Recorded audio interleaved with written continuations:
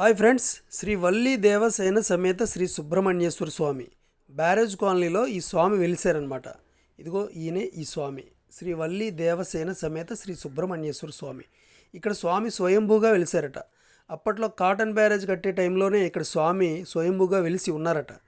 అయితే ఇక్కడ ఆలయానికి ఒక పెద్ద నాగుపాము కాపలాగా ఉండేదట. ఆ బ్యారేజ్ పనులు జరిగే ప్రాంతంలో కూడా నాగుపాము సంచరిస్తూ ఉండేదట. అక్కడ ప్రజలకు దర్శనం ఇచ్చేదట.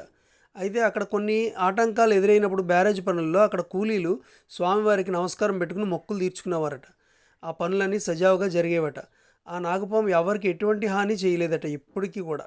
అయితే ఈ ఈ ఆలయానికి సంబంధించిన ఫుల్ వీడియో కింద మీకు డిస్క్రిప్షన్లో ప్లే బటన్లో ఇచ్చాను, చూడండి. అయితే ఇదిగో ఈ పురాతనమైన జమ్మి చెట్టు కూడా అప్పటి నుంచి ఉందట. ఆలయం వెలిసి ఆ స్వామివారు వెలిసినప్పటి నుంచి ఈ జమ్మి చెట్టు కూడా ఉందంట. జమ్మి చెట్టు విజయానికి కారణం ఫ్రెండ్స్. ఈ జమ్మి చెట్టుకు పూజ చేస్తే విజయం వరిస్తుందంటారు.